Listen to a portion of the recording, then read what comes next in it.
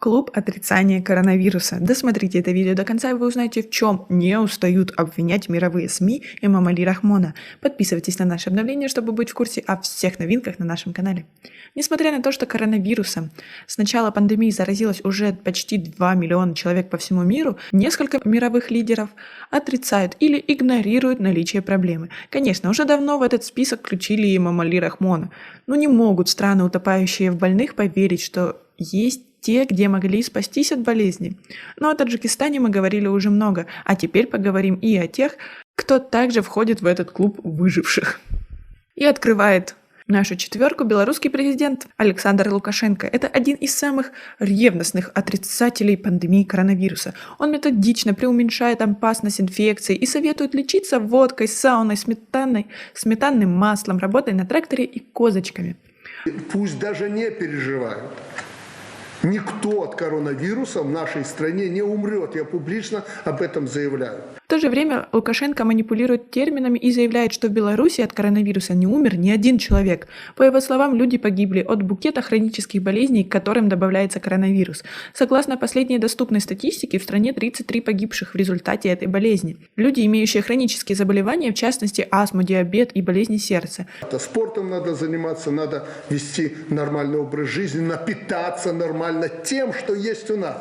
Действительно находится в группе повышенного риска, однако летальный исход наступает в результате осложнений, вызванных именно коронавирусом. Я понимаю, что нам удалось спокойно пройти этот период.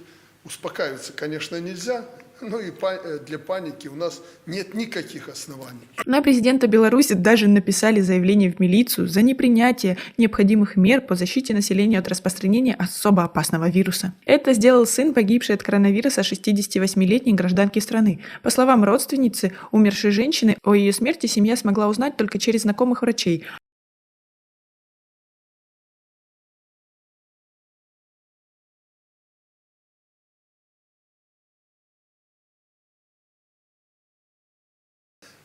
Маски шьют сейчас несколько предприятий, сотни тысяч штук в сутки. Ну, пусть покупают, если кому-то надо. Но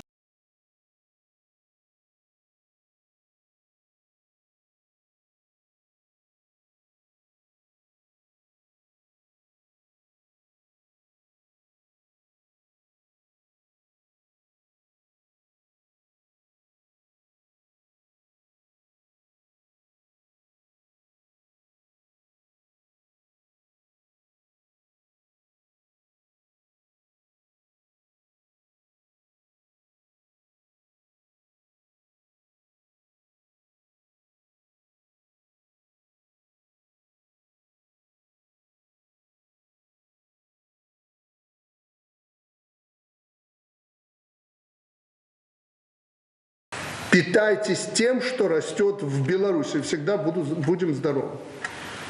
Это главное правило, элементарное правило. Зачем деньги зря выкидывать?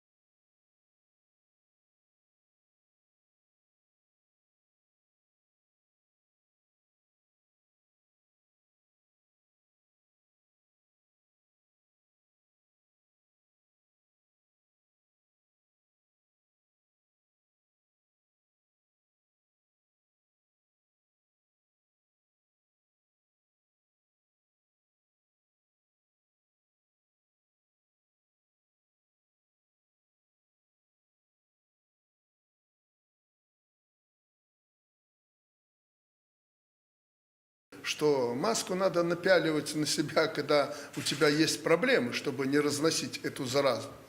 Ну, если люди перестраховались, начали эти маски и спецодежду одевать, ну и Господь с ними.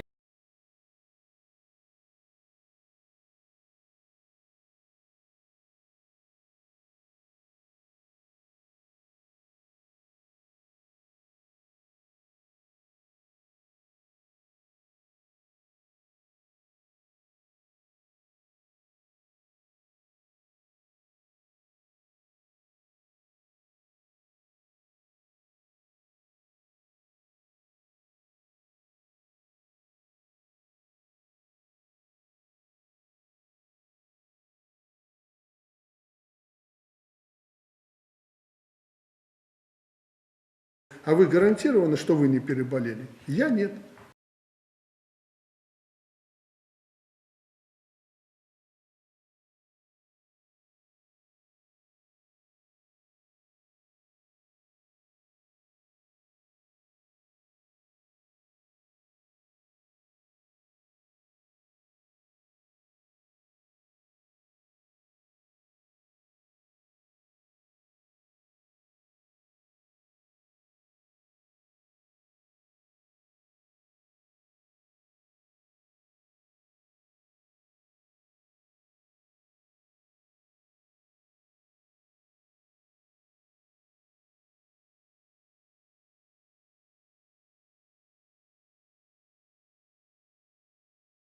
Только не должно быть вот этих телодвижений, не нужно.